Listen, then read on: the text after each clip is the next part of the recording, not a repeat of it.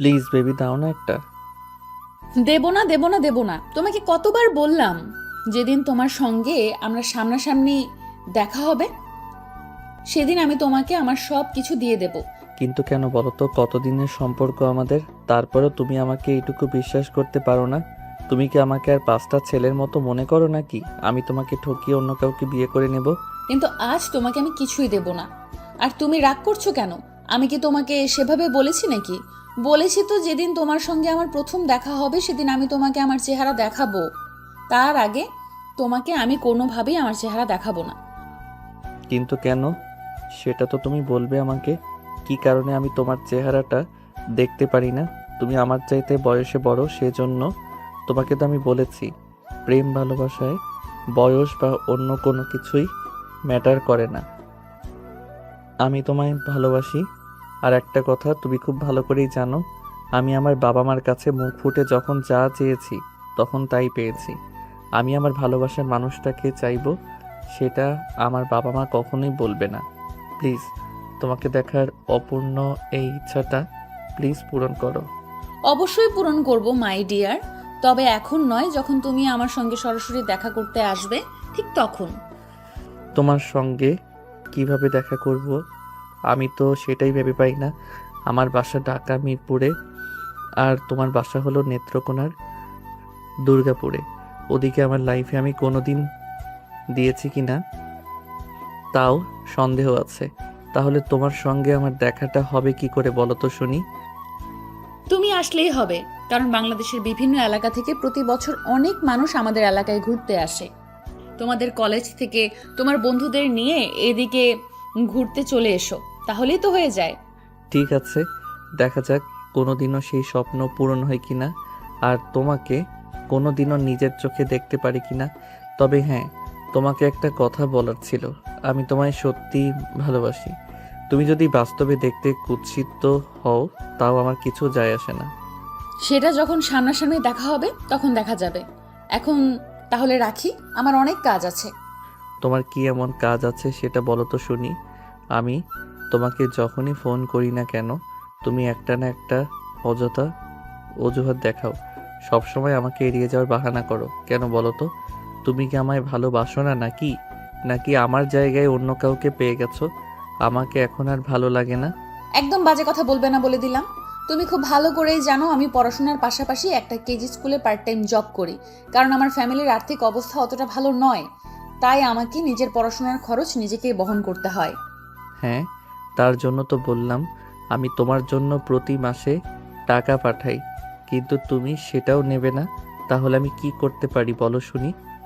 তোমাকে কিছুই করতে হবে না, যদি পারো তাহলে তাড়াতাড়ি নিজেই পড়াশোনাটা শেষ করে ছোট্ট একটা চাকরি নাও আর আমাকে তোমার বাড়িতে নিয়ে যাও। হ্যাঁ, এই তো সবে ইন্টার সেকেন্ড ইয়ারে পড়ি, এখনো পড়াশোনা শেষ করতে কতদিন বাকি? এতদিন তুমি আমার জন্য অপেক্ষা করবে আমার তো মনে হয় না। দেখো, আমি অনার্স ফাইনাল ইয়ারে পড়াশোনা করছি। যদি তোমাকে ভুলে যাওয়ার হতো তাহলে তোমাকে মনে রাখতাম না, তাহলে তুমি ছেড়ে অন্য কাউকে নিয়ে সংসার করার চিন্তা ভাবনা করতাম। কিন্তু আমি সত্যিই তোমায় ভালোবাসি, আর সেটার প্রমাণ দেওয়ার জন্য যদি আমাকে 10 বছর অপেক্ষা করতে হয় আমি তাই করব। কিন্তু একটা কথা মনে রেখো, আমি কোনো দিনও তোমাকে ছেড়ে যাব না। এরপর দুজন আরও বেশ কিছুক্ষণ কথা বলে ফোন রেখে দিল। গল্পে তো অনেক দূর পর্যন্ত চলে এলাম। এবার আপনাদের কাছে গল্পের নায়ক নায়িকার পরিচয়টা দিয়ে দেওয়া যাক। গল্পের নায়ক নীল, ঢাকা শহরের কোটিপতি ব্যবসায়ী আরব চৌধুরীর একমাত্র ছেলে। সে এবছর ইন্টার ফাইনাল ইয়ারে পরীক্ষা দিয়েছে। এদিকে আমাদের গল্পের নায়িকা নেহা সেই বছর অনার্স ফাইনাল ইয়ারে পরীক্ষা দিয়েছে। দুজনার 2 ক্লাসের পরীক্ষা দেওয়া হয়নি। আপনাদের মনে নিশ্চয়ই একটা ঘটকালি ঘটে গেছে, তাই না? তো চলুন সেই ব্যাপারেই আপনাদের বলি। আমাদের গল্পের নায়ক নীলের সাথে আমাদের গল্পের নায়িকা নেহার পরিচয় হয় ফেসবুকে কোনো একটা গ্রুপে একটা পোস্টের কমেন্ট ধরে। তাদের বিতর্ক, আর সেখান থেকেই পরিচয়। তারপর টুকটাক কথাবার্তা, আর তারপর ভালো লাগা থেকে ভালোবাসায় পরিণত হওয়া। কিন্তু সমস্যা হলো নেহা নীলের চাইতে বয়সে 4 বছরের বড়, কিন্তু নীলের সেটা নিয়ে কোনো মাথা ব্যথা নেই। তার কাছে ভালোবাসাটাই সবচেয়ে গুরুত্বপূর্ণ। যদিও নেহা এই সম্পর্ক থেকে অনেকবার পিছিয়ে আসতে চাইছিল, কিন্তু নীল এতটাই ভালোবাসে যে কোনোভাবেই নেহাকে সেই সম্পর্ক থেকে পিছিয়ে যেতে দিল না। তো ভিউয়ার্স, চলুন কথা না বাড়িয়ে মূল গল্পে ফিরে আসি, আর বাকি ইতিহাসটা হয়ে গল্পের মধ্যেই জেনে নেবেন। এদিকে দেখতে দেখতে নীল ইন্টার পাস করলো, অনার্সে ভর্তি হবে। আজ তার ভার্সিটির প্রথম দিন। কাল সকালবেলা ঘুম থেকে উঠে ফ্রেশ হয়ে নাস্তা করে তৈরি হয়ে নিল, আর তখনই হঠাৎ তার মনে পড়ল একটা ইম্পর্ট্যান্ট কাজ বাকি পড়ে আছে। সেটা হলো নেহাকে ফোন করা এবং তাকে জানিয়ে দেওয়া। তাই সে সঙ্গে সঙ্গেই মোবাইলটা হাতে নিল আর নেহাকে ফোন করলো। হাই বেবি, কি অবস্থা তোমার? কেমন আছো তুমি? এই তো আলহামদুলিল্লাহ ভালো আছি। তোমার কি অবস্থা? তুমি কেমন আছো? আর এত সকালে হঠাৎ ফোন করলে যে? তুমি তো কখনো সকাল সকাল ফোন করো না। তুমি হয়তো ভুলে গেছো আমি ভার্সিটিতে ভর্তি হয়েছি, আর আজকে আমার ভার্সিটির প্রথম দিন, তাই তোমাকে ফোন করলাম। শুভ কাজে যাওয়ার আগে তো ভালোবাসার মানুষটাকে জানিয়ে যাওয়া উচিত। ও আচ্ছা, এই ব্যাপার। তোমাকেও একটা গুড নিউজ দেওয়ার আছে। আমি কিন্তু অনার্স ফাইনাল ইয়ারের পরীক্ষা দিয়েছিলাম, সেটা তোমার মনে আছে? হ্যাঁ, অবশ্যই মনে আছে। আর মনে থাকবেই বা না কেন? আজ তোমার রেজাল্ট, তোমার কথা ছিল। তোর রেজাল্ট কি বের হয়েছে? হ্যাঁ, আমি ফার্স্ট ক্লাস পেয়েছি। জানো, আজ আমার কি খুশি লাগছে, আমি তোমাকে আমার খুশিটা জাস্ট বোঝাতে পারবো না। সত্যি? এটা শুনে আমারও খুব ভালো লাগছে। যাই হোক, এখন তাহলে রাখি, আমাকে বেরোতে হবে, তা না হলে আবার প্রথম দিনই লেট হয়ে যাবে। এই বলে নীল ফোনটা কেটে দিয়ে বাসা থেকে বের হয়ে ভার্সিটির উদ্দেশ্যে রওনা দিল। সেখানে পৌঁছাতে লাগবে 20 মিনিটের মতো সময়। আজ প্রথম দিন ভার্সিটিতে এসেছে, তাই আজ আর ক্লাস হলো না। সবাই সবার সঙ্গে পরিচয় পর্বটা সেরে নিল। একে একে সবাই সবার সঙ্গে পরিচয় করে নিল। এরপর চলে গেল। বেশ কিছুদিন নিজের সঙ্গে একটা ছেলের খুব ভালো বন্ধুত্ব হয়েছে। সবসময় একে অপরের সঙ্গে সময় কাটায়। দুজন যেন দুজনের খুব ভালো বন্ধু হয়ে উঠেছে। সবচাইতে ভালো ব্যাপার হলো এটাই যে সেই ছেলেটা বাড়ি নেত্রকোনার দুর্গাপুরে। সেদিন বিকেলবেলা একসঙ্গে কথা বলছিল, তখনই হঠাৎ নীল কথার প্রসঙ্গে বলে, এবার হয়তো আমি তোমাদের এলাকায় আসার সুযোগ পাবো। হয়তো আল্লাহ আমার দিকে মুখ তুলে তাকিয়ে আছে।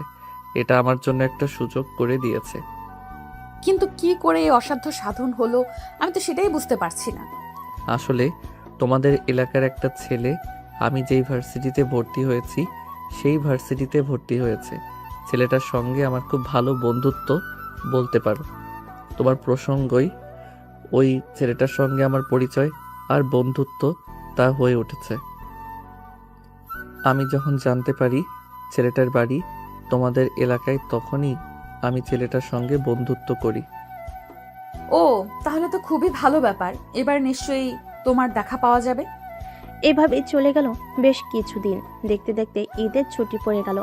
হৃদয় গ্রামের বাড়িতে যাবি, তখনই নীল তাকে বলল, দোস্ত, আমি তোর সঙ্গে তোদের বাড়িতে যেতে চাই, যদি তোর কোনো প্রবলেম না থাকে তো। তুই আমাদের বাড়িতে যাবি সেটা তো খুব ভালো কথা। আমি তো ভেবেছিলাম তোকে বলবো, কিন্তু তুই কোটিপতির বাবার একমাত্র আদরের ছেলে। আমাদের এলাকায় গিয়ে থাকতে পারবি? আমরা তো গ্রাম অঞ্চলে থাকি। সেটা কোনো ব্যাপার না, আমি পারবো। আসলে তোমাদের এলাকায় আমার একটা কাজ আছে, খুবই সিক্রেট, যেটা আমি তোকে বলতে পারবো না। আজ পর্যন্ত কাউকেই বলিনি, আমার ফ্যামিলির মানুষদের কেউ না। এখন তুই যদি কোনো কিছু জানতে না চেয়ে আমাকে নিয়ে যেতে পারিস, তাহলে আমি তোর সঙ্গে যাব। আরে দোস্ত, এসব তুই কি বলছিস? তুই আমার বন্ধু, আর আমি তোকে কোনো কিছু জিজ্ঞেস না করে আমাদের বাড়িতে নিয়ে যেতে পারবো না। এমনটা তো কখনো হতেই পারে না। তুই আমার খুব ভালো বন্ধু। আমি খুব ভালো করেই জানি তুই খারাপ কিছু করবি না, তাই নির্দ্বিধায় তোকে আমি আমার সঙ্গে নিয়ে যাব। ঠিক আছে, তাহলে আমি আজকেই বাসায় গিয়ে জিনিসপত্র গুছিয়ে তোর বাসায় চলে আসব, আর তারপর তোর সঙ্গেই চলে যাব। আচ্ছা ঠিক আছে, চলে আয়। আমিও তাহলে আমার আম্মুকে ফোন দিয়ে বলে দিই আমার সঙ্গে তুই যাবি। আসলে তুই শহরের মানুষ, আমাদের নিয়ে কথা নেই। তোর জন্য তো একটু এক্সট্রা আয়োজন করতে হবে, তাই না? আরে না দোস্ত, সেরকম কিছুই করতে হবে না। আমি তোদেরকে কোনো ঝামেলায় ফেলতে চাই না। আসলে একটা কাজ পড়েছে তোদের এলাকায়, তাই যেতে হবে। না গিয়ে উপায় নেই, তাই তোর সঙ্গে যাচ্ছি। আমি তো তোদের এলাকা চিনি না, যদি কখনো কোনো প্রবলেমে পড়ে যাতে তুই সহযোগিতা করতে পারিস। ঠিক আছে দোস্ত, তুই কোনো চিন্তা করিস না, তোর কোনো প্রবলেম হবে না। আমাদের এলাকায় যদি তুই কখনো কোনো প্রবলেমে পড়িস তাহলে আমি তোকে সর্বাধিক সহযোগিতা করব, যতটুকু আমার সাধ্যে কুলায়। এই বলে নীল হৃদয়ের সঙ্গে কথা বলা শেষ করে বাসে চলে আসলো। আর বাসে এসে তার আম্মুকে সে বলল, আম্মু, আমি আমার বন্ধুর সঙ্গে একটু নেত্রকোনার দুর্গাপুরে যাব। ও অনেক রিকোয়েস্ট করে বলছে ওর সঙ্গে ওদের বাড়িতে যাওয়ার জন্য। তাছাড়া আমার তো কখনোই পাহাড়ি এলাকা দেখা হয়নি, তাই আমি যেতে চাই। যেতে চাও? যাবে। আমরা কি কখনো তোমার সিদ্ধান্তে অমত পোষণ করেছি? আমরা সব সময় তোমাকে সাপোর্ট করে এসেছি আর ভবিষ্যতেও সাপোর্ট করে যাব। Thank you so much. আমি জানতাম তুমি কখনোই আমার সিদ্ধান্তে অমত পোষণ করবে না, তাই আমি আমার বন্ধুকে বলে এসেছি আমি ওর সঙ্গে যাব। যাই হোক, আমার ওখানে যেতে কিছু টাকা লাগবে। ঠিক আছে, কোনো সমস্যা নেই। আমি তোমার আব্বুকে বলবো তোমার বিকাশ অ্যাকাউন্টে পাঠিয়ে দিতে। আরেকটা কাজ করো, কবে যাবে তুমি? তোমার তো ওইখানে যেতে হলে এক্সট্রা কিছু কাপড় চোপড় নিয়ে যেতে হবে, সেইগুলো একটু কিনে নিয়ে আসো কষ্ট করে। আমার তো এখন শপিংয়ে যাওয়ার সময় নাই। তাছাড়া কয়দিন পর ঈদ, তুমি কি ঈদের আগে চলে আসবে নাকি ঈদ ওখানে করে তারপর আসবে? বন্ধুর বাড়িতে ঈদের ছুটিতে যাচ্ছি। ঈদের আর 4-5 দিন বাকি আছে। ঈদের আগে কি ওরা চলে আসতে দেবে? ঈদ করে তারপরে আসবো। ঠিক আছে বাবা, কোনো সমস্যা নেই। তুমি যেটা ভালো মনে করো সেটাই করো। আমরা তো কখনো কোনো ব্যাপারে তোমাকে নিষেধ করিনি আর ভবিষ্যতেও করব না। তুমি আমাদের আদরের একমাত্র ছেলে। আমরা চাই তুমি আমাদের কোনো কষ্ট না পাও। অতঃপর মায়ের সঙ্গে কথা বলা শেষ করে বেঙ্গলি চলে গেল। সেখান থেকে তার ঈদের ড্রেস সহ নানা কাপড় চোপড় কিনে নিল, আর সেই সঙ্গে তার প্রিয়তমার জন্য কিছু স্পেশাল গিফট। কেনাকাটা শেষ হলে সে বাসায় চলে আসলো এবং সব কিছু গুছিয়ে নিয়ে হৃদয়ের বাসায় চলে গেল। সেখান থেকে তার রাতের বেলা বাসে উঠবে আর সকালে দুর্গাপুর গিয়ে পৌঁছাবে। দোস্ত, বিশ্বাস কর, আমি কোনোদিন ভাবতেও পারিনি তুই নিজে থেকে আমাদের বাড়িতে যাওয়ার কথা বলবি। জানিস না আমার কি খুশি লাগছে, আমি তোকে বলে বোঝাতে পারবো না। আমার অনেক খুশি লাগছে। আমি তোকে বলাতেই তুই রাজি হয়ে গেলি। আমার সঙ্গে তোর এই কদিনের পরিচয়, আর কদিনের পরিচয় তুই আমার খুব ভালো বন্ধু হয়ে গেছিস। যাই হোক, বাস কখন ছাড়বে? এই তো আমি কিছুক্ষণ আগেই কন্ট্রাক্টরকে ফোন করেছিলাম। কন্ট্রাক্টর বলেছে 10টার স্টেশনে থাকতে। অতঃপর দুজনেই রাতের খাওয়া দাওয়া করে রাত 10টার দিকে বাস স্টপে চলে এলো, আর সেখান থেকে বাসে উঠে সকাল 6টায় দুর্গাপুর স্টেশনে নামলো। সেখান থেকে একটা অটোতে করে হৃদয়ের বাড়িতে চলে গিয়ে উঠল। অনেকটাই গ্রামাঞ্চল বলা চলে, একদম বাংলাদেশের শেষ সীমানার দিকে, অত্যন্ত পাহাড় এলাকা। হৃদয়ের কাছ থেকে জানতে পারলো এটা দুর্গাপুরের বিজয়পুর। হৃদয় নীলকে নিয়ে বাড়ির গেটের সামনে পৌঁছালো। তখনই হঠাৎ হৃদয়ের চাচাতো বোনের সামনে পড়ল, আর তার চাচাতো বোন তাকে বলল, কিরে হৃদয়, তোর সঙ্গে এই ছেলেটাকে? একে তো আগে কখনো কোনোদিন আমাদের এলাকায় দেখা যায়নি। আপু, এটা আমার বন্ধু। ওরা নাকি আমাদের এলাকায় কোনো একটা কাজ করছে, তাই আমাদের সঙ্গে এখানে এসেছে, কয়েকদিন থাকবে এখানে। ও আচ্ছা, এই ব্যাপার তাহলে। একবার নিয়ে আসিস আমাদের বাড়িতে, গল্প করবো না। হাই, আমি রূপা। হ্যালো, আমি নীল চৌধুরী। এবছর ঢাকা সিটি ইউনিভার্সিটিতে অনার্স ফার্স্ট ইয়ারে পড়াশোনা করছি। আচ্ছা আপু, ঠিক আছে তাহলে। এখন আমরা আসি, বিকেলের দিকে তোমাদের বাড়িতে যাব না। আর কাকিমাকে বলে দিও আমি এসেছি। কাকিমার হাতের পিঠা খেতে হবে, অনেক দিন কাকিমার হাতের পিঠা খাওয়া হয় না। আচ্ছা ঠিক আছে। এই কথা বলে হৃদয়ের চাচাতো বোন সেখান থেকে চলে গেল। চলে যাওয়ার পর হৃদয় নীলকে বলল, এটা আমার বড় চাচার মেয়ে। তারা আর আমরা আলাদা আলাদা বাড়িতে থাকি, তাই তাদের সঙ্গে আমাদের খুব একটা যোগাযোগ হয় না। কিন্তু আমি তো শুনেছি গ্রামের মানুষরা সবাই একে অপরের সঙ্গে মেলামেশা করে থাকে, সবাই একসঙ্গে থাকতে খুবই পছন্দ করে। তোদের ক্ষেত্রে কেন এরকম বলতো শুনি। দোস্ত শোন, এইসব ব্যাপারে তোকে পরে বলবো। এখন বাড়িতে চল, সারা রাত জার্নি করে এসেছি। তাছাড়া আমার খুব ক্ষুধা লেগেছে। আগে বাড়িতে গিয়ে খাওয়া দাওয়া করে বিশ্রাম নেই, তারপর তোকে বলবো। তাছাড়া আমরা তো এখানে অনেক দিন আছি, সব কিছু তোকে ঘুরে ঘুরে দেখাবো আর বলবো। আচ্ছা দোস্ত, ঠিক আছে, চল ভিতরে। এই বলে নীল আর হৃদয় দুজনে বাড়ির ভিতর প্রবেশ করলো। নীল হৃদয়ের আম্মুকে সালাম দিয়ে কৌশল বিনিময় করলো। হৃদয়ের আম্মু বেশ ভালো মনের মানুষ। নীলকে সাদরের সম্ভাষণ জানিয়ে তিনি ভিতরে নিয়ে আসেন এবং হাত মুখ ধোয়ার পানি এগিয়ে দিলেন। নীল ওই হাত মুখ ধুয়ে ফ্রেশ হয়ে তারপর হৃদয়ের সঙ্গে বসে সকালের নাস্তা সেরে নিল। নাস্তা করা শেষ হলে হৃদয়ের আম্মু নীলকে বলল, বাবা শোনো, তোমায় একটা কথা বলি। এসেই যখন ভালো হয়েছে, তুমি আমাদের এখানে কয়দিন থাকবে। সামনেই তো ঈদ, আমাদের এখানেই যাবে, তারপর এখান থেকে যাবে। সে ব্যাপারে তোমাকে কোনো চিন্তা করতে হবে না আম্মু। আমি ওকে বলে এনেছি আমাদের এখানে থাকবে আর আমাদের এখানেই ঈদ করবে। ঈদের ছুটি শেষ হলে এখান থেকে ঢাকায় চলে যাবে। আন্টি, হৃদয় একদম ঠিক কথাই বলেছে। আমিও বাসায় বলে এসেছি আপনাদের এখানে এই কয়দিন থাকবো। আসলে ঈদের ছুটি তো অনেক দেরি ছুটি আছে, তাছাড়া আমার কখনো পাহাড় দেখা হয়নি, তাই ভাবছি আপনাদের এখানে কিছুদিন থেকে আপনাদের এলাকাটা ভালো করে ঘুরে দেখব। হ্যাঁ, সেটা তুমি একদম ঠিক কথা বলছো। আমাদের এলাকাটা অনেক সুন্দর। তুমি এক সপ্তাহ ঘুরে বেড়ালেও সবকিছু দেখে শেষ করতে পারবে না। এই ধরো বিদেশিদের কালচার, একাডেমি, তারপর আছে বিজয়পুরের নীলপানি, সাদামাটির পাহাড়, ওদিকে আবার আছে রানী রাসমণির স্মৃতিসৌধ। আরো অনেক কিছু আছে যেগুলো তুমি হৃদয়ের সঙ্গে ঘুরে দেখতে পারবে। অনেক ভালো লাগবে তোমার। আচ্ছা আন্টি, ঠিক আছে, অনেক দিন তো থাকবো, সব কিছুই ঘুরে দেখব, কিন্তু সারা রাত জার্নি করে এসেছি, এখন একটু ঘুমাতে হবে, প্রচণ্ড ঘুম পাচ্ছে। তাছাড়া অপরদিকে সম্বেশ্বরী নদী আছে। এখন বর্ষাকাল, নদীতে পানি টইটুম্বর। অনেক ভালো লাগবে তোমার। ওই যে পাশের ঘরটা আমি তোমাদের দুজনের জন্য রেডি করে রেখেছি, তোমরা দুজন ওই ঘরেই থাকবে। তাছাড়া ঈদ আসছে, বাড়িতে আরো মেহমান আসবে।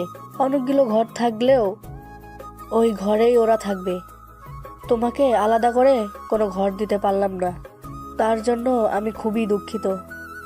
আরে না আন্টি, এভাবে বলার কি আছে। আসলে আমরা শহরে মানুষ, সেটা ঠিক আছে, কিন্তু সবাই একসঙ্গে গাদাগাদি করে থাকার আনন্দটা আমরা কখনোই পাইনি।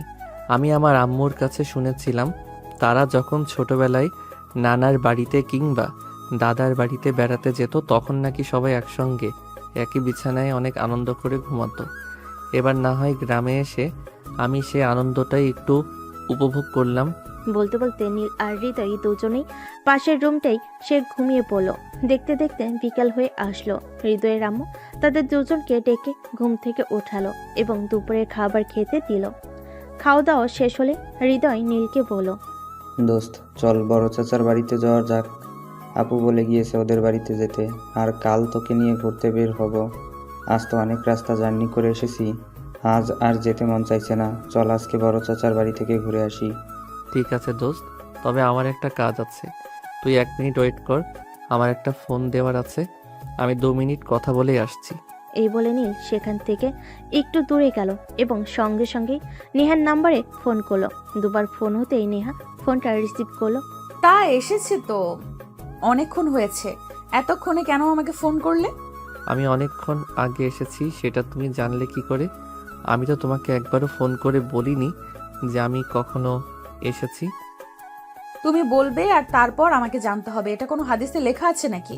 আমি সব জানি তুমি কখন এসেছো আর কখন কি করেছো। যাই হোক, দুপুরের খাওয়া কেমন হয়েছে?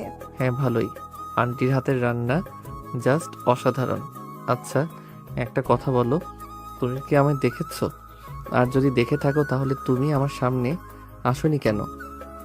আমি আসবো, সময় যখন হবে তখন আমি নিজেই তোমার সামনে আসব।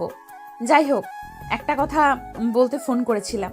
আমি জানি তুমি এখন এক জায়গায় যাচ্ছ, তবে একটা কথা মনে রেখো, যদি কোনো মেয়ের দিকে চোখ তুলে তাকিয়েছো তাহলে তোমার চোখ তুলে কিন্তু মার্বেল বসিয়ে দেব, মনে রেখো। এরকম কথা তুমি বলতে পারলে? আমি কত দূর থেকে কত কষ্ট করে শুধু তোমার সঙ্গে দেখা করার জন্য এসেছি, আর তুমি কিনা বলছো আমি অন্য মেয়েদের দিকে তাকাবো? শোনো, ঢাকা শহরে মেয়ের কোনো অভাব নেই। আমি চাইলে 10-12টা মেয়ের সঙ্গে রিলেশন করতে পারি, কিন্তু তোমায় ভালোবাসি। ভালোবাসার মানুষ রেখে আমি কেন অন্য নারীতে আসক্ত হতে যাব? তোমাদের ছেলেদের বিশ্বাস নেই বাবু। তোমরা ঘরে বউ রেখেও আরো 10টা মেয়ের সঙ্গে পরকিয়া করতে পারো, আর সেখানে আমি তো তোমার গার্লফ্রেন্ড, তাও আবার তোমার চাইতে বয়সে সিনিয়র। তুমি এখনো আমার চেহারা পর্যন্ত দেখোনি, তাহলে তুমি যে আরেকটি মেয়ে দেখলে তার সঙ্গে ইটিস পিটিস করবে না, তার কি এমন গ্যারান্টি আছে? আমাকে যখন বিশ্বাসই করো না, তাহলে আছো কেন আমার সঙ্গে সম্পর্কে? আমার সঙ্গে ব্রেকআপ করে নিলেই তো পারো। যেখানে বিশ্বাস নেই সেখানে তো ভালোবাসা মূল্যহীন। হয়েছে হয়েছে, আর বলতে হবে না। এখন দয়া করে ফোনটা রাখো, তোমার বন্ধু ওদিকে তোমার জন্য অপেক্ষা করছে। আচ্ছা, তুমি আমাকে একটা সত্যি করে কথা বলো না, তুমি জানলে কি করে? বললাম তো বলবো না, সময় হলে আমি ঠিকই তোমার সামনে আসব। তবে একটা কথা আবারও তোমাকে মনে করিয়ে দিচ্ছি, উল্টাপাল্টা কিছু করলে তোমার খবর আছে বলে দিলাম। এই বলে নেহা নীলকে আর কোনো কথা বলার সুযোগ না দিয়েই ফোনটা কেটে দিল। হৃদয় এদিকে নীল তার বন্ধু হৃদয়ের সঙ্গে তার চাচার বাড়িতে চলে গেল। নীল আর হৃদয় সেখানে যাওয়ার পর হৃদয়ের চাচাতো বোন তাদের দুজনকে বারান্দায় বসতে দিয়ে বলল, হৃদয়, তোরা দুজন এখানে বস, আম্মু তোদের জন্য পিঠা বানিয়েছে। আমি সকালবেলা এসেই বলেছিলাম আমি তোদের জন্য পিঠা নিয়ে আসি। এ শুনে নীল প্রথমবার মেয়েটার দিকে তাকালো। মেয়েটা মাশাআল্লাহ দেখতে অনেক সুন্দরী, একদম পরীর মতো বলা চলে। নীল শুনেছিল পাহাড়ি এলাকার মেয়েরা একটা কালো বর্ণের হয়। একটু কালো বর্ণের হয়, কিন্তু এই মেয়েটাকে দেখে সেরকম মনে হচ্ছে না, মনে হচ্ছে যেন পাহাড়ি কন্যা। নিজের হাতে এই মেয়েটাকে অপরূপ সৌন্দর্য দান করেছে। যাই হোক, এই মেয়ের দিকে নজর দেওয়া তো যাবে না, হাজার হোক বন্ধুর বড় বোন বলে কথা। তাছাড়া ও নীল একটা মেয়েকে ভালোবাসে, যার সঙ্গে এখনো তার দেখা হয়নি। এসব চিন্তা করতে করতে হৃদয়ের চাচাতো বোন দুটো প্লেটে করে তাদের জন্য পিঠা নিয়ে আসলো, আর তারা দুজনেই বসে পিঠা খেতে শুরু করলো। তখনই হৃদয়ের চাচাতো বোন নীলকে উদ্দেশ্য করে প্রশ্ন করলো, তা তোমার ফ্যামিলির মানুষজনকে নিয়ে এলে না আমাদের এলাকায়? আসলে ফ্যামিলিতে আমার আব্বু আম্মু ছাড়া অন্য কেউ নেই। আমার আব্বু বিজনেসম্যান, উনি ব্যবসার কাছে সবসময় ব্যস্ত থাকেন, আর আম্মু বাসায় থাকেন, কিন্তু আব্বু আম্মুকে কোথাও যেতে দেয় না। আম্মু কোথাও চলে গেলে নাকি আব্বুর একটু ভালো লাগে না, তাই। পিওর ভালোবাসা, ভালোবাসাগুলো এমনই হওয়া উচিত। আচ্ছা আপু, আপনি তো আমাদের চাইতে বয়সে বড়, আপনাকে একটা প্রশ্ন করার ছিল, যদি কিছু মনে না করেন। হ্যাঁ, আমি হৃদয়ের বড় বোন, তোমারও বড় বোনই হব। বলো কি বলবে। আচ্ছা ধরেন আমি আমার চাইতে বয়সে বড় একটা মেয়েকে ভালোবাসলাম, মেয়েটা ছোটোখাটো একটা চাকরিও করে, আমার ফ্যামিলি মেনে নিল, কিন্তু ওই মেয়ের ফ্যামিলি কি এই মেয়ের সম্পর্কটা মেনে নেবে? জানি না, হয়তো মেনে নিতেও পারে, কারণ মেয়েটা যদি ভালোবাসাকে সবচেয়ে বেশি প্রায়োরিটি দিয়ে থাকে, তাহলে তার ফ্যামিলিকে সে এতটা প্রায়োরিটি দেবে না। তাছাড়া ওই মেয়ের ফ্যামিলিটা যদি ভালো হয়, তাহলে ভালোবাসা তাকেই সবচাইতে আগে দেখবে, বয়সটাকে নয়। কিন্তু তুমি কেন এরকম প্রশ্ন করলে আমি জানতে পারি? না মানে আসলে সেরকম কোনো ব্যাপার নয়, মনে পড়লো তাই বললাম। আচ্ছা যাই হোক, আজকে তাহলে আমরা আসি। এই বলে হৃদয় আর নীল সেখান থেকে চলে আসলো। এরপর দিন সকালবেলা ঘুম থেকে উঠে ফ্রেশ হয়ে নাস্তা করে হৃদয় আর নীল দুজনেই মিলে বের হলো বিজয়পুরের সাদামাটির পাহাড় আর নীলপানি দেখতে যাবে বলে। তখন হঠাৎ নেহা তাকে ফোন করলো। এই যে মিস্টার, শোনো, ঘুরতে যাচ্ছ বেশ ভালো কথা, তবে আমি যেটা বলেছিলাম সেটা যেন মাথায় থাকে, পাহাড়ি মেয়েদের দিকে যেন নজর না পড়ে। হ্যাঁ প্লিজ, তুমি একবার আমার সামনে আসো। আমি এত দূর থেকে তোমার সঙ্গে দেখা করার জন্য এসেছি, আর তোমাকে যদি দেখতে না পাই তাহলে এখানে এসে আমার লাভ কি বলো তো শুনি? আমি তো বললাম আগে তোমাকে একটু যাচাই বাছাই করে দেখি এখন সামনাসামনি, তারপর আমি তোমার সামনে আসব। যদি আমার মনে হয় যে তুমি আমার সঙ্গে একটুও চিট করার চেষ্টা করেছো, তাহলে আমি তোমার সঙ্গে দেখা করব না, বরং তোমার সঙ্গে সম্পর্কও রাখবো না। প্লিজ নেহা, তুমি এরকমটা বলো না, তোমায় আমি খুব বেশি ভালোবাসি। তুমি যদি আমার সঙ্গে সম্পর্ক না রাখো আর আমার সঙ্গে সম্পর্ক বিশ্বাস করো, তাহলে আমার মরে যাওয়া ছাড়া আর কোনো উপায় থাকবে না, কারণ আমি তোমাকে আমার সবটা দিয়ে ভালোবাসি। আমার মন প্রাণ অস্তিত্ব সব কিছুর মধ্যেই শুধু তুমি রয়েছো। হ্যাঁ, আমি তো সেটাই দেখতে চাই। তুমি আমায় সত্যিই ভালোবাসো নাকি শুধু শুধুই আমার সঙ্গে টাইম পাস করছো? যদি তুমি আমার পরীক্ষায় উত্তীর্ণ হতে পারো তবেই আমি তোমার সামনে আসব। নেহা সোনা, তোমার কি এরকম করাটা ঠিক হচ্ছে? একটা ছেলে ঢাকা থেকে তোমার জন্য দুর্গাপুর এসেছে তোমার সঙ্গে দেখা করতে, আর তুমি কি না এই ছেলেটাকে দেখা দিচ্ছ না? তুমি তোমার নিজের বিবেকের কাছে একবার জিজ্ঞাসা করো, বিবেক তোমাকে কি উত্তর দেয় সেটা আমাকে বলো। জীবনটা আমার, জীবনটা বিবেকের নয়।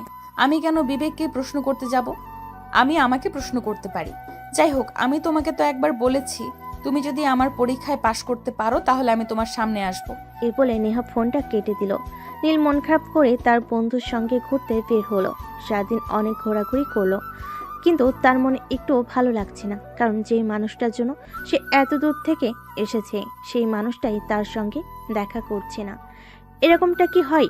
সারাদিন ঘোরাঘুরি করে রাতের বেলায় বাসায় ফিরে আসলো আর রাতের খাবার খেয়ে ঘুমিয়ে পড়লো। এভাবে দেখতে দেখতে ঈদের দিন চলে আসলো। আজ চাঁদ রাত, সবার হাতে মেহেদি পড়েছে, অনেক আনন্দ করছে। নীল আনমনে হয়ে বারান্দার চেয়ারে বসে আছে। তখনই হঠাৎ নেহার ফোন। কি ব্যাপার? সবাই কত আনন্দ করছে, তুমি এভাবে মনমরা হয়ে বসে আছো কেন? তোমাকে এভাবে মনমরা হয়ে বসে থাকতে দেখলে আমার একটুও ভালো লাগে না। আমার মন ভালো করার মতো কোনো কাজ কি তুমি করেছো? তোমাকে কতবার বলছি, প্লিজ একটাবার আমার সামনে আসো, একটাবার আমার সঙ্গে দেখা করো, কিন্তু তুমি কি আমার কথা একটু শুনেছো?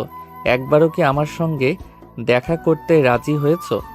ঠিক আছে, আমি কাল তোমার সঙ্গে দেখা করব।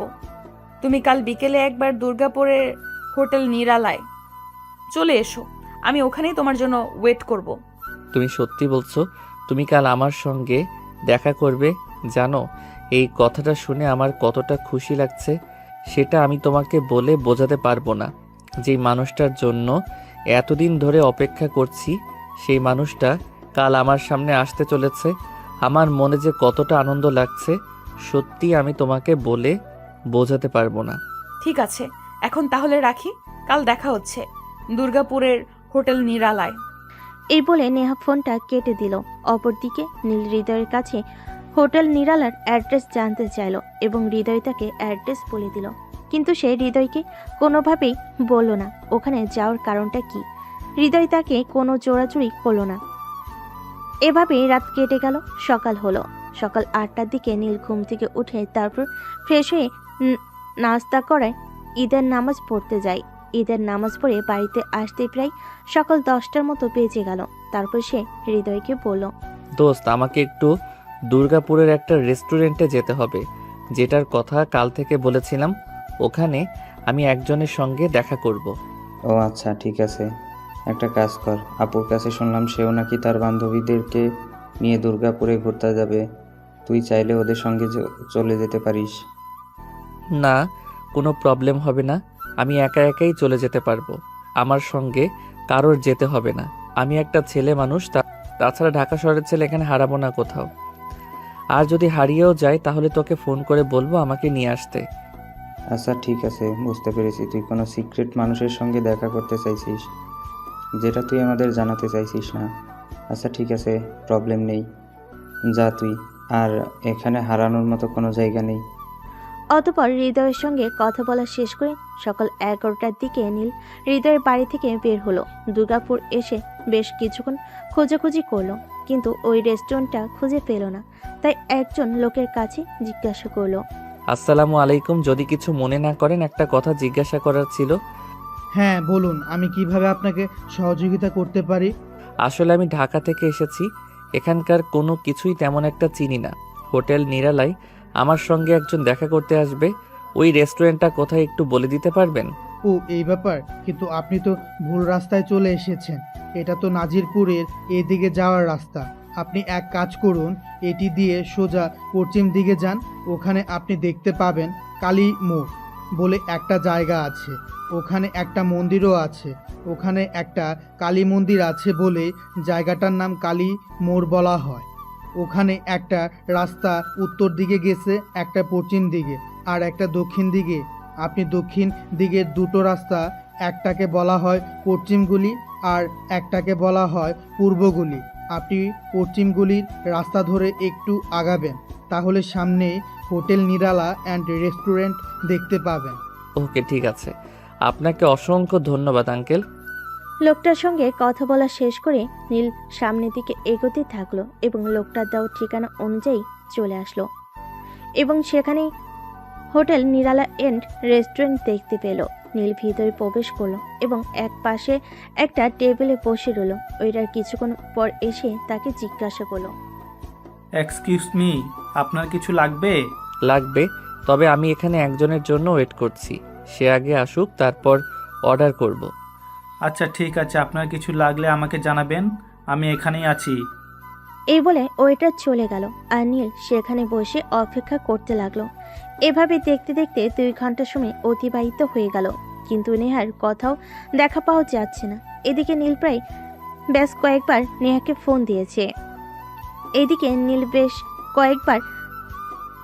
ফোন দিয়েছে। কিন্তু ফোন সুইচ অফ বলছে। নীল রেস্টুরেন্টে বসে নেহার জন্য অপেক্ষা করছিল। তখন এসে দেখতে পেল হঠাৎ হৃদয়ের চাচাতো বোন বেশ কয়েকটা মেয়ের সঙ্গে এই রেস্টুরেন্টে প্রবেশ করছে। নীল অনেকটা লজ্জায় পড়ে গেল। নীল একা একা বসে আছে, এই জন্য তখনই হঠাৎ হৃদয়ের চাচাতো বোন তার কাছে এসে তাকে বলল, তুমি এখানে যার জন্য অপেক্ষা করছো সে আজ এখানে আসবে না, তোমার সঙ্গে দেখা করবে না। কিন্তু কেন দেখা করবে না? আমি সেই ঢাকা থেকে তার সঙ্গে দেখা করার জন্য এখানে এসেছি। তাছাড়া আপনি কি করে জানলেন সেখানে আসবে না? আর আমি কার জন্য অপেক্ষা করছি? আমি জানি তুমি কার জন্য এখানে অপেক্ষা করছো, আর সে আমার পরিচিত বলতে পারো, আমার বন্ধু। আর সে নিজেই আমাকে এখানে পাঠিয়েছে তোমার সঙ্গে কথা বলতে। সে আমাকে বলে যে আগে আমরা যেন তোমাকে যাচাই বাছাই করে দেখে নেই, তারপর যদি পছন্দ হয় তাহলে সে তোমার সঙ্গে দেখা করবে। প্লিজ আপু, আমি আপনাকে রিকোয়েস্ট করে বলছি, প্লিজ নেহাকে একবার আমার সামনে আসতে বলুন। আমি ঢাকা থেকে তার সঙ্গে দেখা করার জন্য এখানে এসেছি। 2 দিন পর হয়তো চলে যাব, কিন্তু তাকে দেখতে না পেলে আমার খুব কষ্ট হবে। ঠিক আছে, কোনো ব্যাপার না, আমি তোমাকে নেহার সঙ্গে দেখা করিয়ে দিব, কিন্তু তার বিনিময়ে আমাকে এখানে পেট ভরে খাওয়াতে হবে। তারপর যা বিল আসবে সবটাই তোমাকে দিতে হবে। এটা কোন ধরনের ডাকাতি আমি তো সেটাই বুঝতে পারছি না। আমি নেহার সঙ্গে দেখা করতে এখানে এসেছি, তাকে কতক্ষণ ধরে ফোন করছি, সে আমার ফোনটা রিসিভ করছে না। আর আপনি কিনা বলছেন এখন আপনাদেরকে খাওয়াতে হবে, তা না হলে আপনারা আমাকে নেহার সঙ্গে দেখা করাবেন না। এরকমটা করার কারণ কি আমি জানতে পারি? এত প্রশ্ন করবে না আমাদের, তোমাকে যেটা বলেছি তুমি সেটাই করো। তুমি আমাদের সবাইকে এখানে খাওয়াবে কিনা তাই বলো। ঠিক আছে, যদি আপনাদের খাওয়ানোর বিনিময়ে আমি নেহার সঙ্গে দেখা করতে পারি তাহলে আমি তাই করব। আপনারা কি খাবেন অর্ডার করুন, সমস্ত বিল আমি পে করব। হৃদয়ের চাচাতো বোনের সঙ্গে তার বেশ কয়েকটা বান্ধবী এসেছিল। তারা সবাই মিলে সেখানে খাওয়া দাওয়া করলো। খাওয়া দাওয়া শেষে তাদের বিল আসলো প্রায় 5,000 টাকার মতো। বিল সেটা পরিশোধ করলো। আপু দেখুন, আপনাদের সমস্ত বিল আমি পে করেছি। এখন আপনারা আমাকে আমার নেহার সঙ্গে প্লিজ একটাবার দেখা করতে দিন। তাকে দেখার জন্য আমার মনটা ব্যাকুল হয়ে আছে। কতদিনের সম্পর্ক আমাদের, এর মধ্যে একটাবার তার চেহারাটা পর্যন্ত দেখতে পারলাম না। ঠিক আছে, আমরা এখন যাই, নেহার সঙ্গে কথা বলে তোমাকে জানাবো সে তোমার সঙ্গে দেখা করবে কি করবে না। এটা কেমন ধরনের ফাইজলামো, আমি তো সেটাই বুঝতে পারছি না। আপনারা বললেন আপনাদেরকে খাওয়াতে, তাহলে আপনারা আমাকে নেহার সঙ্গে দেখা করিয়ে দেবেন। এখন আমি আপনাদেরকে খাওয়ালাম, তারপর এখন কি না আপনারা বলছেন আপনারা নেহার সঙ্গে কথা বলে আমাকে জানাবেন। তাহলে এগুলোর মানে কি ছিল? দেখো, একদম বেশি কথা বলবে না, যেটা বলেছি সেটাই করো। একদম বেশি কথা বলার চেষ্টা করবে না। আমাদেরকে বলে দিয়েছে তোমার সঙ্গে দেখা করে কথা বলে খাওয়া দাওয়া করে তারপর তার সঙ্গে গিয়ে কথা বলতে। তারপর যদি তার মনে হয় সে তোমার সঙ্গে দেখা করবে তাহলে করবে, নয়তো করবে না। অতঃপর নিজেকে আর কোনো কথা বলার সুযোগ না দিয়ে তার সেখান থেকে চলে আসলো। তখনই আবার নীল বারবার নেহার নাম্বারে ফোন করতে থাকলো। বেশ কয়েকবার নেহার নাম্বারে কল ঢুকলো। নেহা ফোন রিসিভ করতেই নীল বলতে লাগলো, নেহা কি হচ্ছে এসবের মানে কি? আমি তো সেটাই বুঝতে পারছি না। আমি এত দূর থেকে তোমার সঙ্গে দেখা করতে আসলাম, আর তুমি কি না আমার সঙ্গে এরকম ফাইজলামো করে যাচ্ছ। এগুলো কি আসলেই করা উচিত? কেন, আমি যাদের পাঠিয়েছিলাম তারা তোমাকে বলেনি? ওদের সঙ্গে কথা বলে যদি তোমার মনে হয় আমি তোমার সঙ্গে দেখা করব, তাহলে করব, নয়তো করব না। তুমি যখন আমার সঙ্গে দেখা করবে না তাহলে আমাকে এখানে আজ থেকে না বলেছিলে? আর কেনই বা আমাকে হোটেল নিরালায় আসতে বললে? তোমার বান্ধবীরা খাওয়া দাওয়া করতে চেয়েছিল, আমি তাদেরকে খাওয়ালাম। তারা বলেছিল ওদের খাওয়া দাওয়া করালে ওরা তোমার সঙ্গে দেখা করিয়ে দেবে, কিন্তু তা করলো না। কেন হচ্ছে আমার সঙ্গে এরকম বলো তো শুনি? কাম অন বেবি, রিল্যাক্স, একটু শান্ত হও তুমি। পুরোটা জীবনের ব্যাপার, আমাকে তো একটু যাচাই বাছাই করে দেখে নিতে হবে। আমাকে এতটুকু সময় দাও তুমি। ঠিক আছে, তোমার যা ভালো মনে হয় তুমি তাই করো, আমি তোমাকে আর কিছুই বলবো না তোমাকে আমার সঙ্গে দেখা করতে। আর একটা কথা, আমি কিন্তু 2 দিন পর ঢাকায় ফিরে যাচ্ছি। ঠিক আছে, কোনো সমস্যা নেই। তুমি ঢাকায় চলে যাওয়ার আগেই আমি তোমার সঙ্গে দেখা করব, চিন্তা করার কিছু নেই। এই বলে ফোনটা কেটে দিল আর নীল রেস্টুরেন্ট থেকে বের হয়ে হৃদয়ের বাসায় চলে আসলো। নীলকে অনেকটা অন্য মনস্ক দেখে হৃদয় তাকে প্রশ্ন করলো। কি ব্যাপার দোস্ত, কি হয়েছে তোর? বল না শুনি। বাসা থেকে গেলি ভালো মুখে, এখন গোমরা মুখ করে ফিরে এসেছিস। কিছু না রে দোস্ত, ভালো লাগছে না আমার। যেটার জন্য এসেছিলাম সেটা হয়নি, আমি ঢাকায় ফিরে যেতে চাই। ঠিক আছে দোস্ত, আমি তো বলেছি 2 দিন পর আমরা ঢাকায় ফিরে যাব। তো ঢাকায় যাওয়ার জন্য আমরা কোনো বাস পাবো না, তাই আমাদের 2 দিন পরেই যেতে হবে। ঠিক আছে, যত তাড়াতাড়ি ঢাকা ফিরে যাওয়া যায় সেই ব্যবস্থাই করো। এই বলে নীল সেখান থেকে সোজা রুমে চলে গেল আর বিছানায় শুয়ে ঘুমিয়ে পড়ল। পরের দিন সকালবেলা হৃদয়ের চাচাতো বোন আসলো হৃদয়ের কাছে আর হৃদয়কে বলল। আমরা একটু নৌকায় করে নদীতে ঘুরতে যেতে চাইছিলাম, তুই কি আমাদের সঙ্গে যাবি? ঠিক আছে, আমি যাব তোমাদের সঙ্গে, তবে আমার সঙ্গে কিন্তু নীলা যাবে। বেচারির মনটা খারাপ, তাই আমাদের সঙ্গে নিয়ে যাব। আচ্ছা ঠিক আছে, কোনো সমস্যা নেই। বিকেলের দিকে রেডি থাকিস, আমি আমার বন্ধুদের নিয়ে চলে আসব। এই বলে ওখান থেকে চলে গেল আর বিকেলবেলা হৃদয়কে নিয়ে তাদের সঙ্গে ঘুরতে যাওয়ার জন্য বের হলো। তার যখনই নৌকা নিয়ে ঘুরতে বের হলো তখনই হঠাৎ আকাশ কালো করে মেঘে ছেয়ে গেল আর হঠাৎ করে প্রচণ্ড ঝড় শুরু হলো। তারা নৌকা চালিয়ে তাড়াতাড়ি বাড়ি আসার চেষ্টা করছিল, কিন্তু বাতাসের বেগ এতটাই বেশি ছিল যে তার কোনোভাবেই ফিরে আসতে পারছিল না। তখন হঠাৎ হৃদয় সবাইকে বলল।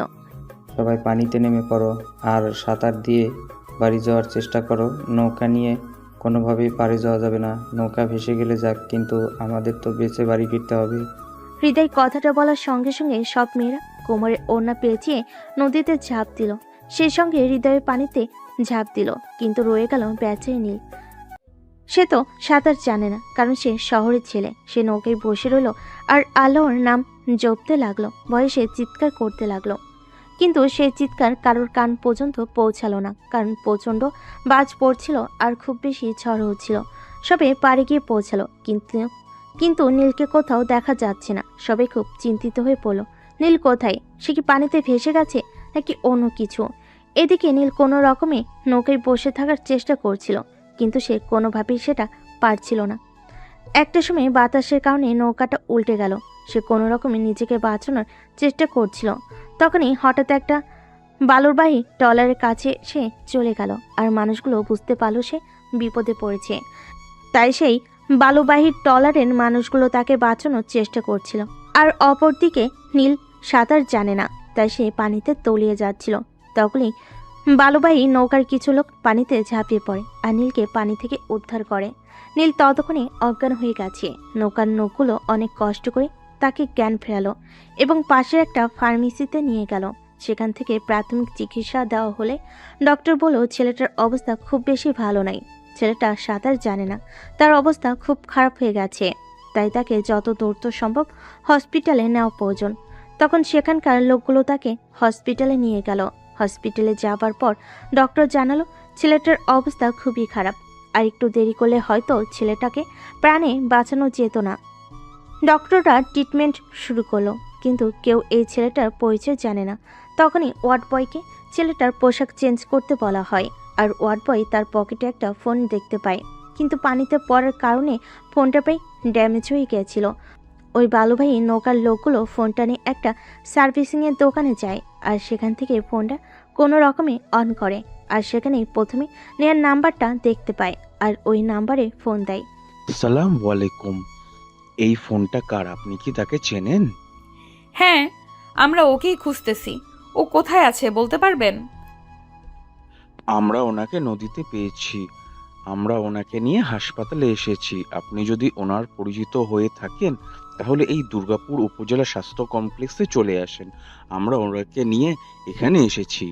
ঠিক আছে, আপনি কোনো চিন্তা করবেন না, আমরা এক্ষুনি আসছি।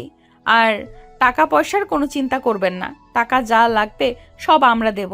আপনি ডক্টরকে বলুন সঠিক ট্রিটমেন্ট করাতে। ঠিক আছে, আপনারা যত দ্রুত সম্ভব হসপিটালে চলে আসুন।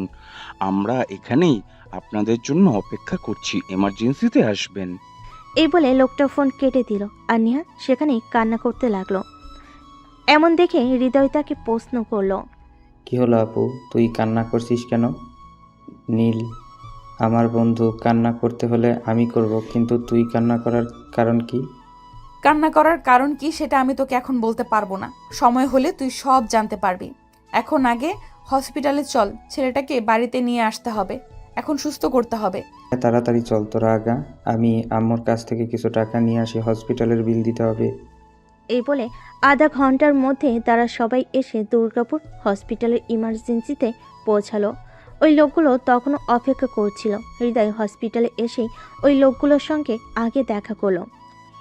এই নিন, ওনার পকেটে কিছু টাকা আর এই মোবাইলটা পাওয়া গেছে। আমরা এখন আসি, আমাদের কাজ আছে। আর এই নিন, এটা আমাদের ফোন নাম্বার। উনি সুস্থ হলে আমাদের জানাবেন। আচ্ছা ঠিক আছে, আপনাদের অসংখ্য ধন্যবাদ আমার বন্ধুকে হসপিটালে নিয়ে আসার জন্য। আপনারা না থাকলে হয়তো আমার বন্ধুকে আমরা ফিরে পেতাম না। জানেন, ও ঢাকা থেকে এখানে এসেছে। যদি ওর কিছু হয়ে যায় তাহলে ওর বাবা মায়ের কাছে কি জবাব দিতাম আমি? ভাগ্য ভালো যে আমরা ওনাকে দেখতে পেয়েছিলাম, তা না হলে হয়তো উনি ডুবেই মারা যেতেন। উনি সাঁতারও জানেন না। যখন ওনাকে আমরা নৌকায় তুলি তখন উনি অজ্ঞান ছিলেন, আর কিছুক্ষণ দেরি হলে হয়তো খুব খারাপ কিছু হয়ে যেত। আপনাদের অসংখ্য ধন্যবাদ। আপনাদের কৃতজ্ঞতা জানানোর ভাষা আমার নেই। অতঃপর নৌকার লোকগুলো সেখান থেকে চলে গেল। আর হৃদয় আর নেহা নীলের সঙ্গে দেখা করতে গেল। নীলের ততক্ষণে জ্ঞান ফিরেছে। নেহা নীলকে দেখেই কান্না করে দিয়েছে। কি ব্যাপার নীল, তোর শরীর এখন কেমন আছে? এই তো একটু ভালো। আচ্ছা, তোর বোন কান্না করছে কেন? সেটা তো আমি নিজেই জানি না ও কেন কান্না করছে। আমি নিজেই তো তাকে জিজ্ঞেস করেছিলাম সে কেন কান্না করছে। সে আমাকে কোনো উত্তর দিল না। যাই হোক, তুই থাক, আমি ডক্টরের সঙ্গে কথা বলে আসি। ডক্টর, নীলের কী অবস্থা? ওকে আমরা বাড়ি নিয়ে যেতে পারি? হ্যাঁ, অবশ্যই বাড়ি নিয়ে যেতে পারেন, কিন্তু ছেলেটাকে কয়েকদিন বেড রেস্টে রাখতে হবে। ছেলেটা সাঁতার জানে না, পানিতে পড়ে যাওয়ার পর বাঁচানোর জন্য অনেক চেষ্টা করেছিল, তাই একটু বেশি প্রবলেম হয়েছে। ঠিক আছে ডক্টর, কোনো চিন্তা করবেন না। আমরা অনেক যত্ন করব ওর। রিলিজ পেপারটা দিয়ে দিন।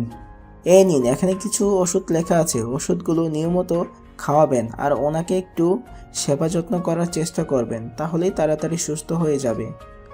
হৃদয় ওষুধগুলো কিনে নিয়ে আসলো আর তারপর নীলকে নিয়ে বাড়িতে ফিরে গেল। এদিকে নেহা একটু পর পর নেহাকে দেখতে আসে, কিন্তু সে কখনো তার পরিচয় দেয় না। নীলের প্রয়োজন সব কাজ করে দিয়ে যায়। আচ্ছা দোস্ত, একটা ব্যাপার আমি বুঝতে পারছি না, তোর চাচাতো বোন কেন আমার বিষয়ে এত ইন্টারেস্ট, আর কেনই বা সে আমার এত যত্ন আত্তি করছে? আমি তাকে এ ব্যাপারে জিজ্ঞেস করেছিলাম, সে আমাকে বলেছে সময় হলে নাকি সব জানতে পারবো। আমি বুঝতে পারছি না আমার বোন কি তোর প্রেমে পড়ে গেছে নাকি? তোর আর ফাইজলামো করা গেল না? সব সময় তোকে ফাইজলামি করতে হবে? এসব ফাইজলামো মার্কার চিন্তা ভাবনা তোর মাথায় আসে কোথা থেকে বলতো? আমি বললাম আর ফাজলাম হয়ে গেছে। যাই হোক, আমি তোর সঙ্গে আর কোনো কথাই বলতাম না। তোর যা ভালো মনে হয় তাই তুই ভাবতে পারিস। এই বলে হৃদয় সেখান থেকে চলে গেল। এরপর চলে গেল আরও 2-3 দিন। নীল এখন মোটামুটি সুস্থ, তাই বিকেলবেলা বাসা থেকে বের হয়ে সামনে একটা খোলা মাঠ ছিল, সেখানে এসে বসলো। বিকেলবেলা এখানে অনেক ছেলেমেয়েরা খেলাধুলা করতে আসে, সেগুলোই বসে বসে উপভোগ করছিল। তখনই হঠাৎ নেহা ফোন করলো। কি ব্যাপার, কতদিন ধরে তো বাড়ি থেকে বের হও না, আজ একবার বের হয়ে খেলার মাঠে চলে এসেছো? তুমি আমার সঙ্গে কথা বলবে না? আমি তোমার সঙ্গে দেখা করতে এখানে এসেছিলাম, আর তুমি আমার সঙ্গে দেখাই করনি, তাহলে ফোন করেছো কেন? তুমি আর ফোন করবে না আমাকে। তোমার সঙ্গে আমার আর কোনো সম্পর্ক নেই। আমি কাল ঢাকা ফিরে যাচ্ছি, আমাকে আর ফোন করবে না, কোনো যোগাযোগ করার চেষ্টা করবে না। আরে বাবা, এতগুলো কথা কেউ একসঙ্গে বলে নাকি? মনে হয় তুমি কথা বলো মুখস্থ করে রেখেছো, আর আমি ফোন করলাম সঙ্গে সঙ্গেই বলে দিলে। হ্যাঁ, আজ কদিন ধরে তুমি আমায় ফোন করো না। আমি আছি নাকি মরে গেছি সেই খবরটা পর্যন্ত নাও না। তাহলে আজ কেন ফোন দিয়েছো? আমায় কি দরকারে? ভালোবাসি যে তোমায়, ভালোবাসার টানে ফোন করলাম। কেন, তোমায় ফোন করা বারণ নাকি? হ্যাঁ, তুমি আমাকে ফোন করবে না? তোমাকে ভালোবেসে এত দূর থেকে আমি তোমার সঙ্গে দেখা করতে এলাম, আর তুমি আমার সঙ্গে দেখা করলে না। তাহলে কোনো অধিকারী তুমি আমার সঙ্গে কথা বলবে? এতদিন আমি তোমাকে ফোন করিনি ঠিকই, কিন্তু তোমার খবর আমি জানি না সেই রকমটা কিন্তু না। আমি প্রতিটি সেকেন্ড, প্রতিটা মিনিট আর প্রতিটা মুহূর্ত তোমার খবর রেখেছি। প্রতিটা মিনিট আমি তোমাকে চোখে চোখে রেখেছি।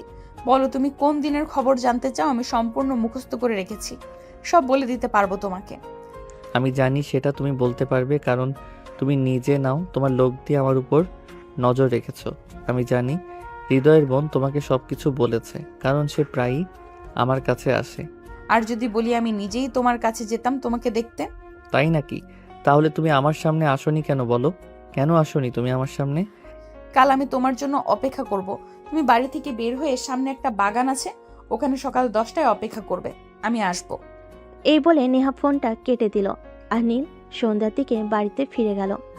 সেই দিন সারা রাত অনেক কষ্ট করে কাটাতে হয়েছে নীলকে, কারণ সে আবারও স্বপ্ন দেখেছে নেহা তার সঙ্গে দেখা করবে। তাই সকাল 8টার দিকে নীল ঘুম থেকে উঠল, তারপর ফ্রেশ হয়ে নাস্তা করে অপেক্ষা করতে থাকলো কখন 10টা বাজবে আর কখন সে নেহার সঙ্গে দেখা করতে যাবে। এভাবে দেখতে দেখতে 10টা বেজে গেল। নীল বাড়ি থেকে বের হয়ে পাশের বাগানটায় চলে আসলো। নীল সেখানে সে দেখতে পেল একটা মেয়ে 3 পিস পরা, মাথায় ঘোমটা দিয়ে দাঁড়িয়ে আছে। নীল শিওর হওয়ার জন্য নেহার নাম্বারে ফোন করলো। তখনই মেয়েটা ঘুরে দাঁড়ালো আর বলল, এই যে আমি। নীল সামনে দাঁড়িয়ে থাকা মেয়েটাকে দেখে অনেকটাই হতভম্ব হয়ে গেল, কারণ এই মেয়েটা আর কেউ নয়, হৃদয়ের চাচাতো বোন। সে তখন বলল, আপনি এখানে? এখানে তো নেহার থাকার কথা ছিল। আমি নেহা।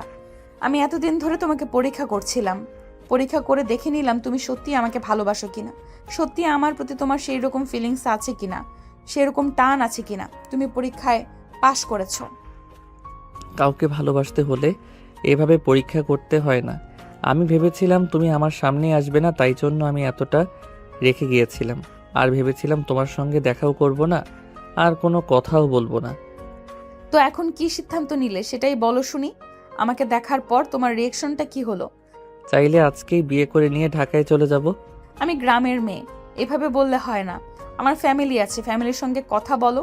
তুমি তোমার ফ্যামিলিকে আমার ফ্যামিলির সঙ্গে কথা বলতে পাঠাও। তাদের যদি কথা বলে ভালো লাগে তারপরে সিদ্ধান্তে আগানো যাবে। আচ্ছা ঠিক আছে, তাহলে তুমি এখনই দাঁড়াও, আমি আমার আম্মুকে ভিডিও কল করছি। এ বলে নীল তখনই তার মোবাইলটা বের করে সঙ্গে সঙ্গে তার আম্মুকে ভিডিও কল করলো। কি ব্যাপার, তুই তো দেখা যাচ্ছে আমাদের ভুলেই গেছিস, আমাদের আর ফোন টোন কিছুই করছিস না। আম্মু আসলে একটা সমস্যায় পড়ে গেছিলাম। যাই হোক, কোনো ব্যাপার না, তোমাকে একটা কথা বলার জন্য ফোন করেছি। আসলে আম্মু, এখানে আমি অন্য একটা উদ্দেশ্য নিয়ে এসেছিলাম। আমি একটা মেয়েকে পছন্দ করতাম, তার সঙ্গে আমার ফেসবুকে পরিচয়, আর সেখান থেকেই কথা বলা, কিন্তু আমি তাকে কোনোদিনও নিজের চোখে দেখিনি। তাই তার সঙ্গে দেখা করার জন্য এখানে এসেছিলাম, আর তার সঙ্গে আমি এখন এইমাত্র দেখা করতে পেরেছি। ও তাই নাকি? তাহলে তো খুবই ভালো। এখন কি করবি, কোনো সিদ্ধান্ত নিয়েছিস নাকি? না আম্মু, আমি কি একা একা কোনো সিদ্ধান্ত নিতে পারি নাকি? তোমরা আমার বাবা মা, তোমাদের জানিয়ে তারপরেই তো সিদ্ধান্ত নেব। মেয়েটা এখন আমার সামনে আছে, তাই আমি চাই তুমি একবার ওর সঙ্গে ভিডিও কলে কথা বলো। এই বলে নীল ফোনটা নিহার দিকে এগিয়ে দিল। কথা বলতে বলে ফোনটা নিল এবং সালাম দিয়ে নীলের আম্মুর সঙ্গে কথা বলল। আসসালামু আলাইকুম। তা মামুনি, কি করো তুমি? ওয়ালাইকুম আসসালাম। আন্টি, এ তো আমি এই বছরে অনার্স কমপ্লিট করেছি। মাশাল্লাহ, যেমন দেখতে সুন্দর তেমনি পড়াশোনায়ও। আর যাই হোক, ভালোই হলো, আমার ছেলের পছন্দ আছে বলতে হবে। আম্মু বলো, তোমার কি নেহাকে পছন্দ হয়েছে? পছন্দ না হওয়ার কোনো উপায় আছে নাকি? আমার ছেলের পছন্দ বলে কথা, পছন্দ তো হতেই হবে। মাশাআল্লাহ, মেয়েটা অনেক সুন্দর। তুই মেয়েটার বাবা মায়ের সঙ্গে আমাকে ফোনে কথা বলিয়ে দে। আমি চাই তুই বিয়ে করে বউ নিয়ে একেবারে বাড়িতে আয়। কি বলো আম্মু, এভাবে হয় নাকি? আমি তোমাদের একমাত্র ছেলে বলে কথা। তোমরা নিজেরা এসে কথা বলো, তারপর যদি দেখে ফ্যামিলির কথা বলে মনে হয় যে বিয়েটা দিলে ভালো হবে, তাহলেই তো বিয়েটা করব। ঠিক আছে, কোনো সমস্যা নেই।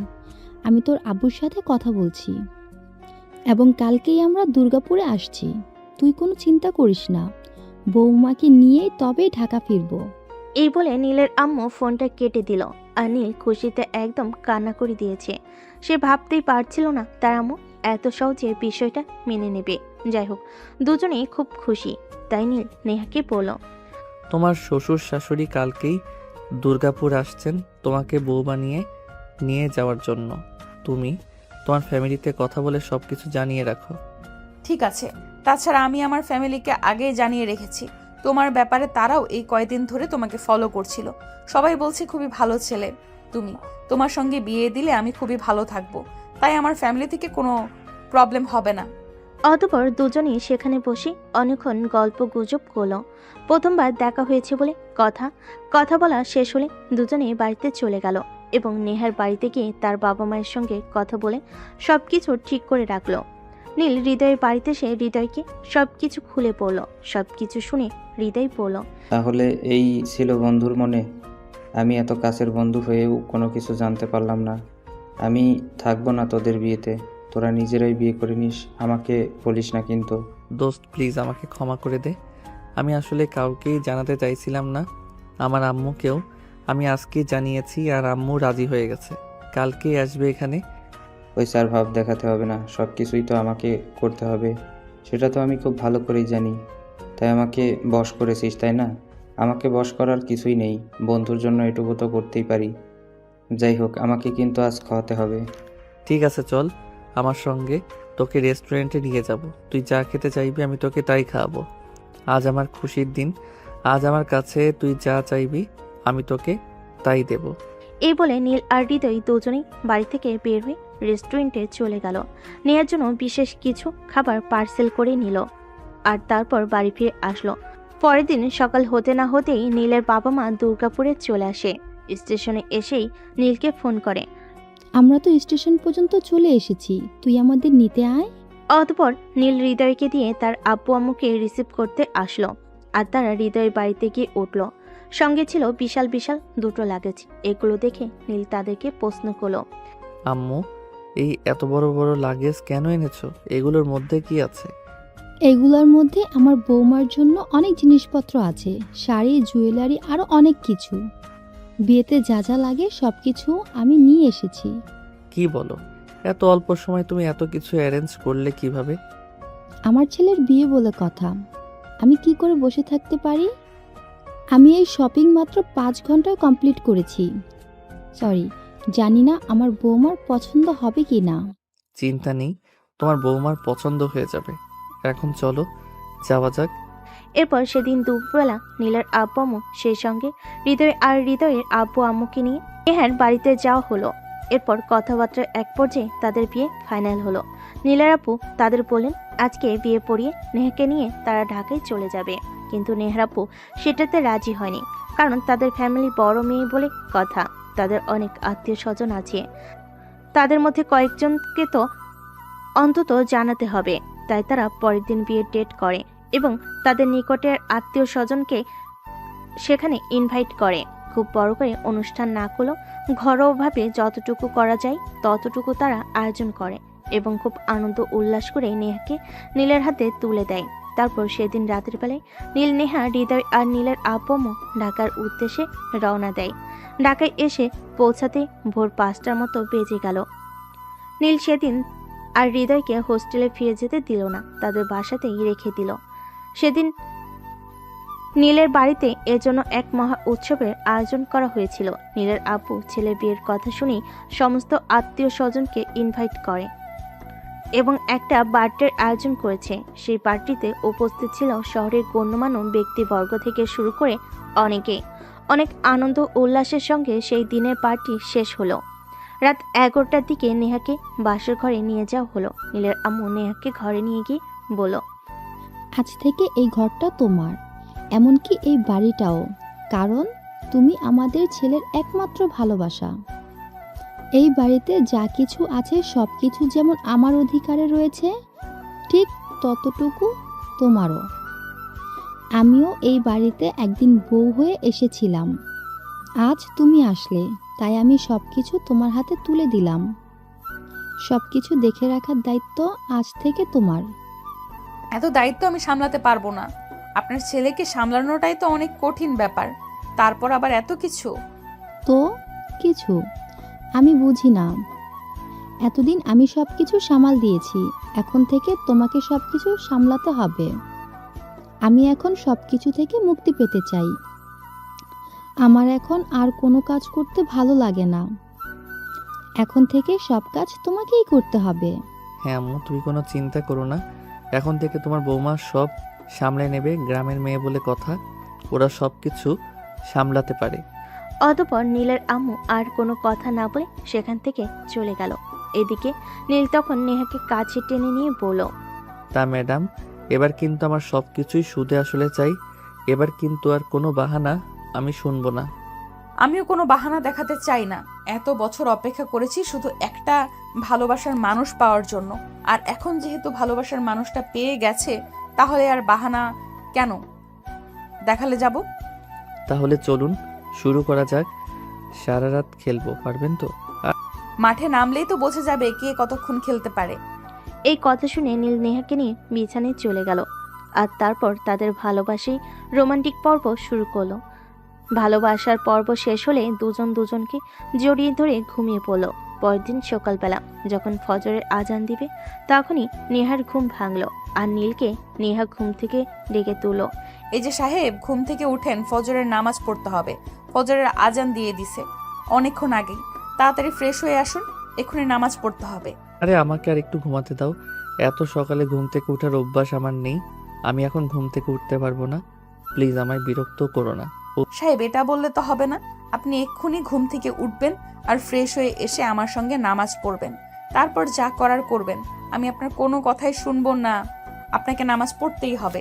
প্লিজ তুমি আমার সঙ্গে এরকম করো না। এত সকালে আমি ঘুম থেকে উঠতে পারি না। আমাকে আর একটু ঘুমাতে দাও।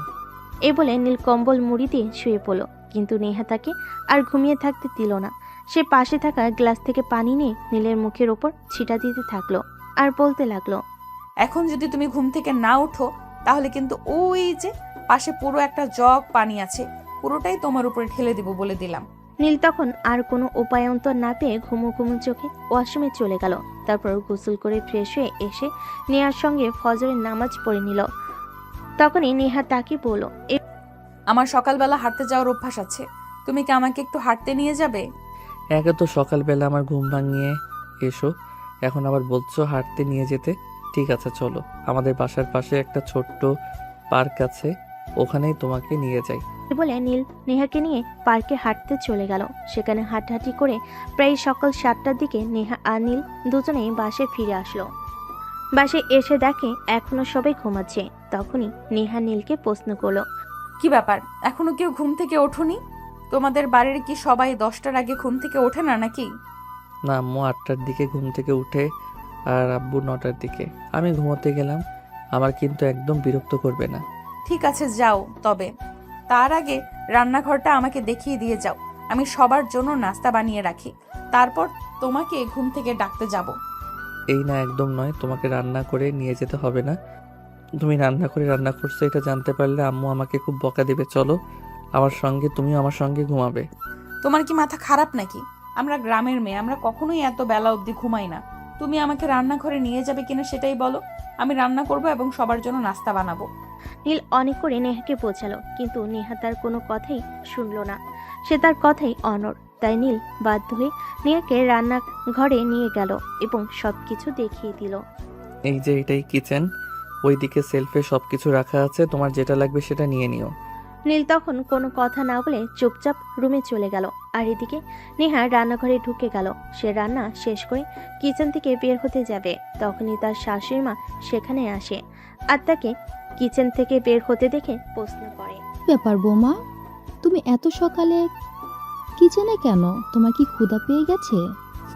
না আম্মু, আসলে আমি সকালবেলা ঘুম থেকে উঠে নামাজ পড়ে হাঁটতে যাই, আর ফিরে এসে দেখলাম আপনারা এখনও কেউ ঘুম থেকে ওঠেননি, তাই আপনার ছেলেকে বলে সবার জন্য নাস্তাটা বানিয়ে নিলাম। আপনারা হাত মুখ ধুয়ে টেবিলে আসুন, আমি সবার জন্য নাস্তা সার্ভ করছি। কি বলো তুমি? বাড়িতে এতগুলো কাজের লোক আছে, আমরা সকালে দেরিতে ঘুম থেকে উঠি বলে সকাল সকাল কেউ কিচেনে আসে না, তাই বলে তোমাকে কিচেনে আসতে হবে? করেছো, বেশ করেছো, তবে আজকের পর থেকে আর কখনো কিচেনে আসবে না। বাড়িতে এতগুলো কাজের লোক রাখা আছে কি করতে? এভাবে বলতে হয় না আম্মু, আমি এই বাড়ির নতুন বউ, আমারও তো কিছু দায়িত্ব আছে। তাছাড়া আমি মোটামুটি রান্না করতে পারি, খেয়ে দেখুন না কেমন হয়েছে, ভালো না লাগলে আর রান্না করব না। সবাই অনেক তৃপ্তি করে খেলো। আসলে নেহার হাতের রান্না অনেক ভালো।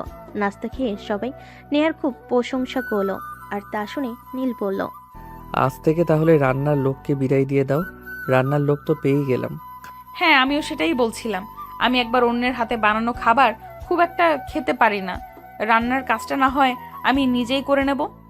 তোদের দুটোরই মাথা খারাপ হয়ে গেছে। এরকম কিছুই হবে না এই বাড়িতে, যেরকম ছিল সেরকমই থাকবে। আমি বউ এনেছি, কাজের লোক নয়। আর সব থেকে বড় কথা, আমার কোনো মেয়ে সন্তান নেই। আমার বৌমাই বাড়িতে মেয়ের মতো থাকবে। তারপর সবাই মিলে অনেক গল্পগুজব করে নাস্তা শেষ করে যে যার মতো নিজেদের রুমে চলে গেল। ওখান থেকে নীল রুমে এসে নেহাকে জড়িয়ে ধরে বলল, খাবারগুলো সত্যি অনেক টেস্টি ছিল। হয়েছে, আমাকে আর পাম দিতে হবে না, এখন আপনি ভার্সিটিতে যান। গতকাল থেকে আপনার ভার্সিটি খোলা হয়েছে। আমি পারবো না ভার্সিটিতে যেতে। এত সুন্দর বউ রেখে কেউ ভার্সিটিতে যেতে পারে? আমি পারবো না। আর আমি পড়াশোনা করতে চাই না। তাছাড়া আমার বাবার অনেক অর্থ সম্পদ আছে, সেগুলো আমি বসে বসে খেলেও ফুরাবে না। তাহলে একা পড়াশোনা করে কী লাভ? ফাজলামো মার্কা কথাবার্তা বন্ধ করার এক্ষুনি ভার্সিটিতে চলে যাও। আমি তোমার থেকে এইসব কথাবার্তা আর শুনতে চাই না। এক্ষুনি তুমি ভার্সিটিতে যাবে কিনা সেটাই বলো। আরে বাবা, যাচ্ছি তো। এভাবে কথা বলার কি আছে? আমি এক্ষুনি যাচ্ছি। এভাবে মেজাজ দেখাতে হয় নাকি? তুমি আমার বউ, আমায় ভালোবেসে আদর করে কথা বলবে, আমায় রাগ দেখাতে হয় নাকি? তুমি যাবে কি যাবে না সেটাই জানতে চাইছি, এত কথা কেন বলছো? নীল তখন আর কোনো কথা না বলে রেডি হয়ে ভার্সিটি চলে গেল। এভাবেই চলছিল তাদের দিনগুলো। খুব ভালোই ছিল ছোট্ট একটা সুখের সংসার তাদের। এর মাঝে নেমে এলো তাদের জীবনে একটা কালবৈশাখী ঝড়। নীলার আপু হঠাৎ করেই খুব বেশি অসুস্থ হয়ে পড়ল। অফিস সামলানোটা ওনার পক্ষে আর সম্ভব হয়ে উঠছিল না। সেদিন নীলের আপু সবাইকে তার রুমে ডেকে বলল, দেখো, আমার শরীরটা ভালো যাচ্ছে না, জানি না আমি কতদিন বাঁচবো, তাই আমি চাই আমার ছেলে আর ছেলের বৌমা ব্যবসার সমস্ত দায়িত্ব বসে নিক। আমি ওসব পারবো না বাবা, আমাকে দিয়ে ওসব কাজকর্ম হবে না। তোমাকে কিছুই পারতে হবে না আব্বু, আপনি কাল আমাকে নিয়ে অফিসে যাবেন আর সবকিছু আমাকে বুঝিয়ে দিবেন। ইনশাল্লাহ চেষ্টা করব আপনার মতো করে সবকিছু গুছিয়ে রাখতে। আমি জানি বৌমা, তুমি সবকিছু আমার মতো করেই গুছিয়ে রাখতে পারবে, কারণ তোমার মধ্যে অন্যরকম একটা ট্যালেন্ট আছে যেটা আমার ছেলের মধ্যে নেই। যাই হোক, কাল সকালে তুমি রেডি থেকো, আমি তোমায় নিয়ে অফিসে যাব আর সবকিছু তোমাকে বুঝিয়ে দিব। হ্যাঁ বৌমা, একদম ঠিক কথাই বলেছে। তুমি অনেক ট্যালেন্টেড, তুমিই পারবে সবকিছু গুছিয়ে রাখতে, যেটা আমার ছেলেকে দিয়ে হবে না। আমি চাই তুমি সংসার সামলানোর সাথে সাথে অফিস থেকেও ভালো করে সামলিয়ে রাখো, কারণ যা আছে সবকিছুই তো তোমাদের, তাই আগে থেকেই সবকিছু বুঝে নাও। হ্যাঁ আম্মু, আপনারা শুধু আমার জন্য দোয়া করবেন, আমি ইনশাল্লাহ পারবো। অতঃপর কথা বলা শেষ করে নীল আর নেহা নিজেদের ঘরে চলে গেল। আসলে তখনই নেহা নীলকে বলল, তোমার প্রতি তোমার বাবা মায়ের এরকম বিশ্বাস কেন? তুমি কোনো কিছুই পারবে না, তারা এটা কেন ভাবে বলো তো শুনি? আসলে কি জানো, আমি ছোটবেলা থেকে অনেক আদর যত্নে মানুষ হয়েছি, বলতে পারো সোনার চামচ মুখে নিয়ে জন্মেছি। কোনো কিছুর অভাব কী জিনিস সেটা আমাকে স্পর্শ করতে পারিনি, তাই আমার বাবা মা মনে করে আমি কোনো কিছুই পারবো না। আমিও সেরকমভাবেই থাকার চেষ্টা করি। ভালো থাকতে কেন কাজ করতে যাব? কথা সেটা নয়, কথা হলো এই মুহূর্তে তোমার আব্বু খুবই অসুস্থ, আর তোমার উচিত তোমার আব্বুকে বিশ্রাম নিতে দেওয়া। তার জন্য তুমি তো আছো। তুই পড়াশোনাও আমার চাইতে বেশি করো।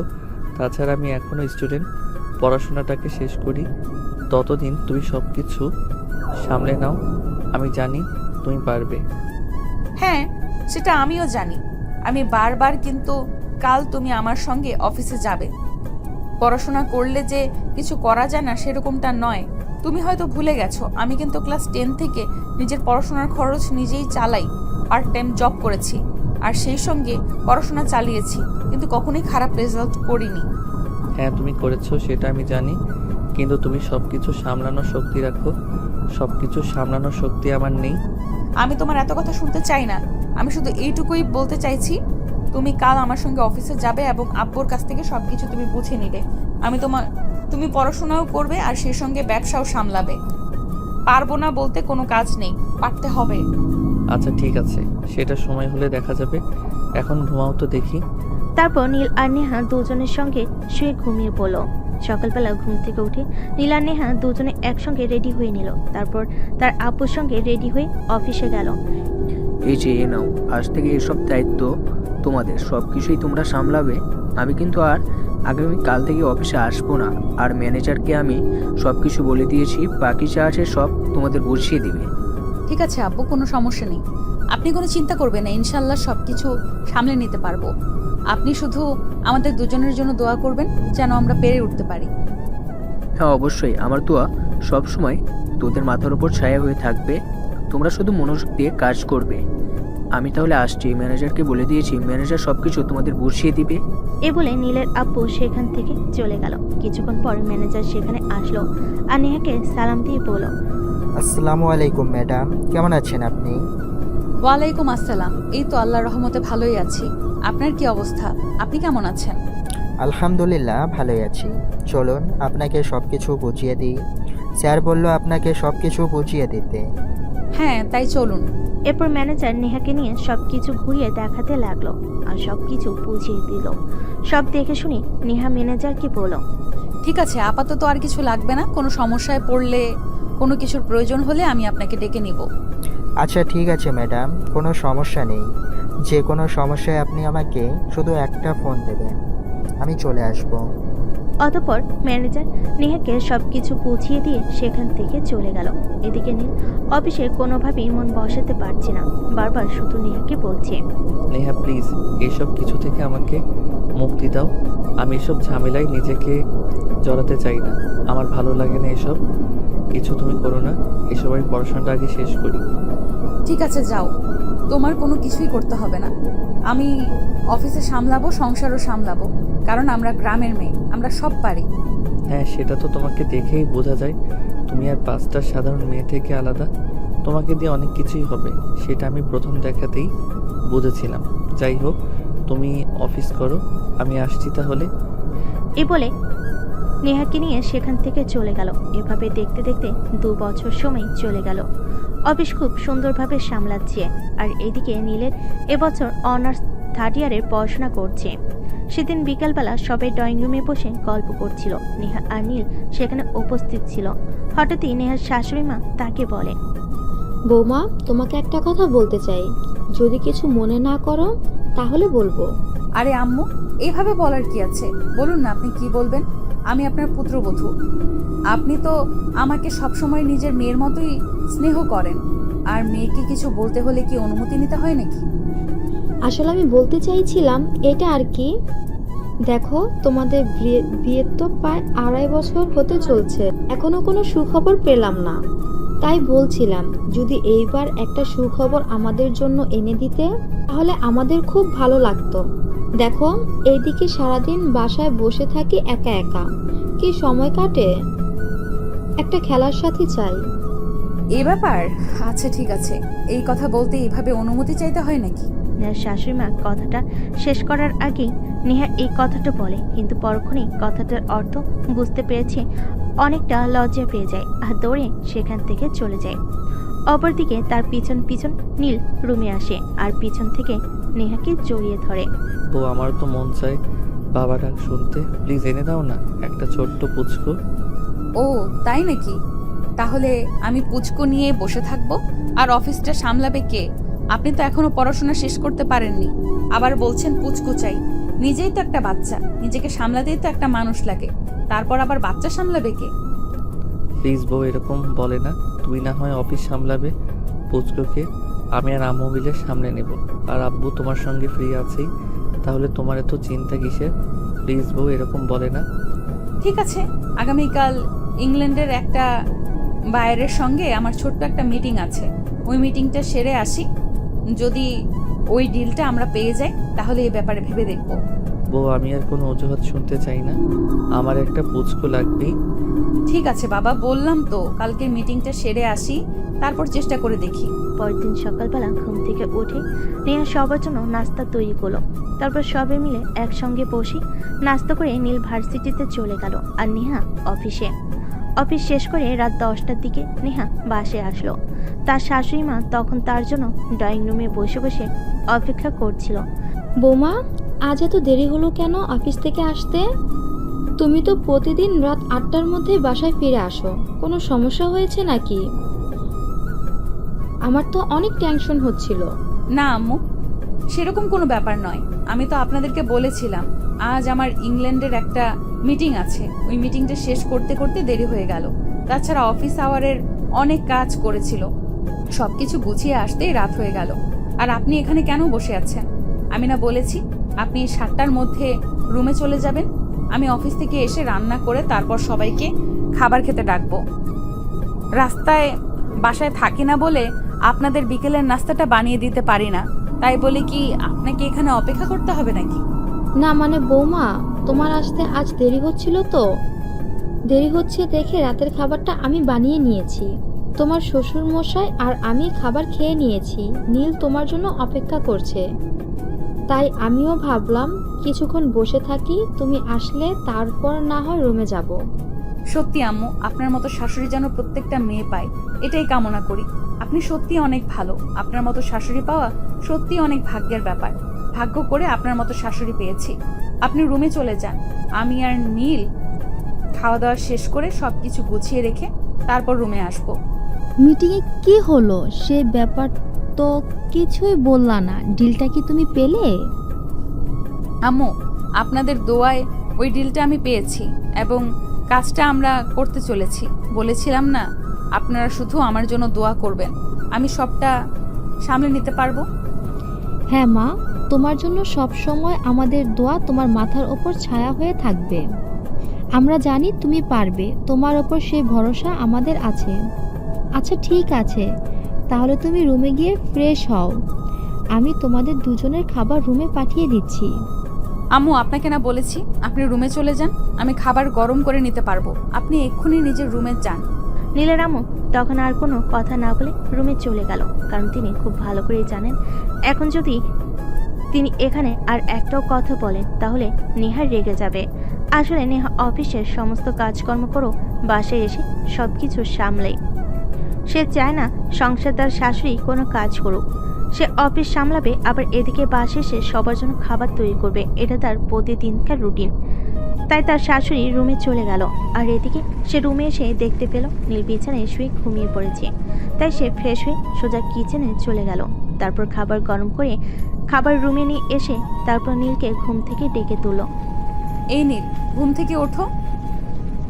আমি না তোমাকে বলেছি আমি অফিস থেকে আসবো, যদি দেরি হয় তাহলে তুমি খাবার খেয়ে ঘুমিয়ে পড়বে। আমার জন্য অপেক্ষা করতে তোমাকে কে বলেছে? তুমি সারাদিন কত কষ্ট করো, তারপর আবার বাসায় এসে সংসার সামলাও, আর আমি শুধু সারাদিন বসে বসে খাই আর ভার্সিটিতে গিয়ে পড়াশোনা করি। এইটুকু অপেক্ষা করতে তোমার জন্য আমার ভালো লাগে। তাছাড়া তুমি আমার বউকে রেখে বর খেয়ে নেওয়া, এটা ভালো লক্ষণ নয়। হয়েছে সাহেব, হয়েছে, এখন আর নীতি কথা শোনাতে হবে না। তাড়াতাড়ি ঘুম থেকে উঠুন আর খেয়ে আমায় উদ্ধার করুন। অতঃপর নীল কোনো কথা না বলে চুপচাপ বিছানা থেকে উঠে খাবার খেয়ে নিল, আর তারপর নেহা সব কিছু গুছিয়ে রেখে বেডরুমে চলে আসলো। নীল বিছানায় বসে বসে নেহার জন্য অপেক্ষা করছিল। এটা দেখে নেহা বলল, কি ব্যাপার, তুমি আবার এখানে বসে আছো কেন? অনেক রাত হয়েছে, রাত প্রায় 11:30 বাজে, ঘুমাওনি কেন? একটু আদর পেতে মন চাইছে, প্লিজ একটু আদর দাও না আমাকে। এখন কিছুই হবে না, চুপচাপ শুয়ে ঘুমিয়ে পড়ো। আমার শরীরটা একটু ক্লান্ত লাগছে, আমিও ঘুমাবো। তাছাড়া তোমার জন্য একটা গুড নিউজ আছে। আগামী সপ্তাহে আমরা সিঙ্গাপুর যাচ্ছি হানিমুনে 1 সপ্তাহের জন্য। তোমাকে বলে বোঝাতে পারবো না কতদিন পর তোমাকে নিয়ে একটু বাইরে বের হওয়ার সুযোগ পাবো। বিয়ের পর তো কখনোই আমাদের সেরকম কোনো সুযোগ হয়ে ওঠেনি। সব সময় তুমি শুধু তোমার সংসার আর অফিস নিয়ে ব্যস্ত থেকে যাও, আমাকে কোনো সময় তুমি দাওনি। এবার তুমি বাজে কথা বন্ধ করে ঘুমাবে, নাকি আমাকে অন্য কোনো চিন্তা ভাবনা করতে হবে বলো শুনি? ঘুমাবো তো, তোমার বুকে ঘুমাবো। তোমাকে জড়িয়ে না ধরলে যে আমার রাতে ভালো ঘুম হয় না, সেটা তো তুমি খুব ভালো করেই জানো। তাহলে দেরি করছো কেন, চলে আসো। নেহা তখন মুচকি হাসি দিয়ে বিছানায় চলে আসলো আর নীলকে জড়িয়ে ধরে ঘুমিয়ে পড়লো। এভাবে দেখতে দেখতে আরও 3-4 দিন চলে গেল। এদিকে নেহা অফিস থেকে ছুটি নিয়েছে হানিমুনে যাবে বলে। সেদিন সন্ধ্যেবেলা নেহা অফিস থেকে চলে আসে। সে বাসায় এসে দেখে তার শাশুড়ি মা ড্রয়িং রুমে বসে টিভি দেখছে। তখন সে তার শাশুড়ি মাকে বলল, আম্মু, আপনাকে একটা কথা বলা হয়নি। আমি আর আপনার ছেলে আগামীকাল সিঙ্গাপুর যাচ্ছি হানিমুনের জন্য। এটা তো খুব ভালো খবর বৌমা, তবে কিন্তু সুখবর নিয়ে ফেরা চাই। তা না হলে কিন্তু এবার কিন্তু আর মানব না। অনেক করেছো, অফিস সংসার সব কিছু অনেক করেছো। আমার একটা খেলার সঙ্গী চাই, তা না হলে কিন্তু এখন আর চলছে না। ঠিক আছে আম্মু, আপনি দোয়া করবেন যেন আপনার একটা সুখবর নিয়ে ফিরে আসতে পারি। আর হ্যাঁ, আব্বুর ওষুধগুলো আমি অনলাইনে অর্ডার করে দিয়েছি, কাল সকালে ডেলিভারি ম্যান দিয়ে যাবে। আপনি একটু কষ্ট করে সেগুলো রিসিভ করে নেবেন প্লিজ। আর বাড়ির প্রয়োজনীয় জিনিসপত্র যা লাগবে সব কিছু আমি ড্রাইভারকে বলে দিয়েছি নিয়ে আসতে, আর টাকাও দিয়ে দিয়েছি। কাজের মেয়েটাকেও আমি সব কিছু বলে দিয়েছি, কিভাবে কি করতে হবে না হবে। আপনাকে কোনো চিন্তা করতে হবে না।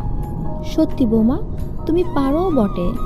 তোমার মতো বৌমা পাওয়াটা সত্যিই ভাগ্যের ব্যাপার। সত্যি আমরা ধন্য তোমার মতো একটা মেয়েকে আমাদের বাড়ির বউ হিসাবে পেয়ে। তবে একটা কথা, আমরা কিন্তু এবার একটা সুখবর চাই। নেহা তখন লজ্জা পাওয়া মুখ নিয়ে সেখান থেকে উপরে চলে গেল আর রুমে গিয়ে একটু ফ্রেশ হয়ে নামাজ পড়ে তাকে যেন চলে আসলো সবার জন্য। তারপর কিচেনে চলে গেল, আসলে সবার জন্য নাস্তা বানালো আর সবাইকে নাস্তা খাই। তারপর রাতের রান্না করতে চলে গেল। রান্না শেষ হলেই নেহা তার শ্বশুরের রুমে গেল। আপু, আমি তো কাল সিঙ্গাপুরে যাচ্ছি, আপনার কি কিছু লাগবে? বৌমা, আমার তো তেমন কিছু লাগবে না, তবে তোমার শাশুড়ি মাকে জিজ্ঞাসা করো। তোমার শাশুড়ি মায়ের যদি কিছু লাগে তাহলে তোমার শাশুড়ি মায়ের জন্য নিয়ে এসো। সত্যিই বৌমা, আমরা বুঝতে পারিনি তুমি এত কিছু কিভাবে খেয়াল রাখতে পারো। ফ্যামিলির কার কখন কি লাগবে সব কিছু তুমি দেখো।